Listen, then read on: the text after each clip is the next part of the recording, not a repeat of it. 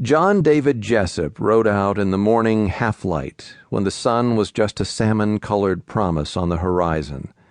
It had been 84 days since the last rain, and each hoof-fall of the horse kicked up the dust of 1,000 summers.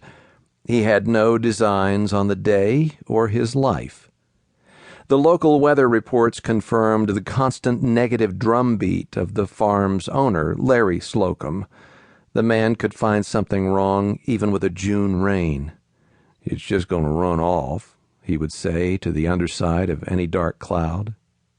The heat of the morning had awakened J.D. as it always did, sweating in the stillness, lying on top of the old quilt given to him by Slocum's wife, and straining to feel any air movement from the clacking metal fan he had found in the barn. He felt beads of perspiration run past his mouth and onto the dusty pillow. He had tried sleeping with the door open, but night critters tended to take that as an invitation. His room was an old schoolhouse, Slocum said, had been built before statehood, and J.D. believed it. Cattle feed covered half the room.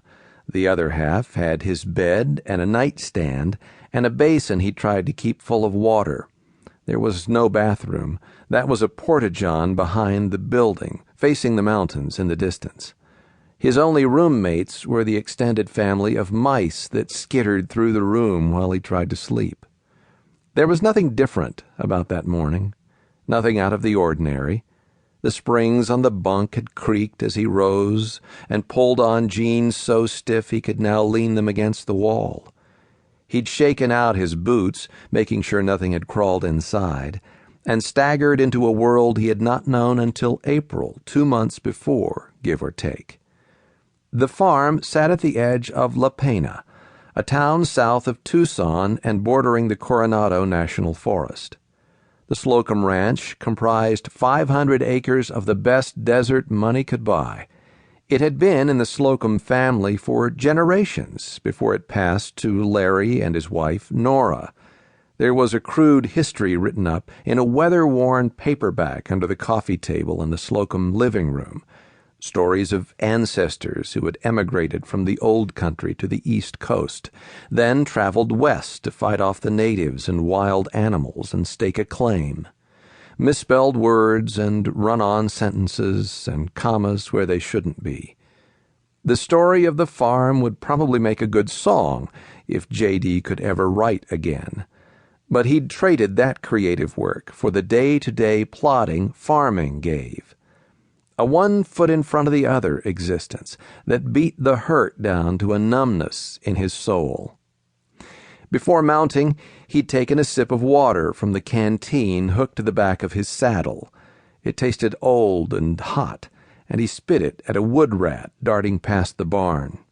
Quail were out with their young, clucking and traveling single file in the muted light, like a well-oiled military expedition. Mother led the tiny babies, while Father brought up the rear, and J.D. had to look away. The family dog, Red, climbed out from under the porch of the farmhouse and ambled to a plastic water dish upside down in the dirt.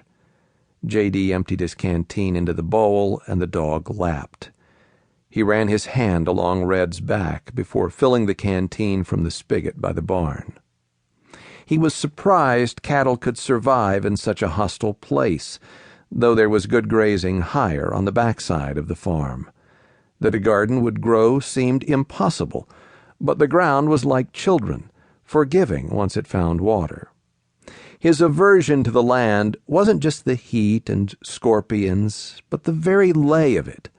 Born among rolling green hills that exploded with color and then balanced themselves white each year, he felt foreign in the faded brown and gray of Arizona. Instead of preparing to blossom, everything seemed prepared to die, blowing from one flat place to another, shifting in the wind where God wanted, if God even cared about this desert. The cactus and catclaw and cholla were strange to him, as were the Gila monsters and rattlers. But what he missed most were the real trees and streams that bubbled up on their own. The mountains here, all around him, made the land feel like the bottom of some dry bowl. The saguaros seemed to gesture obscenely at him as he rode past each day, a cactus flip-off. He was a stranger here, and the thought comforted him.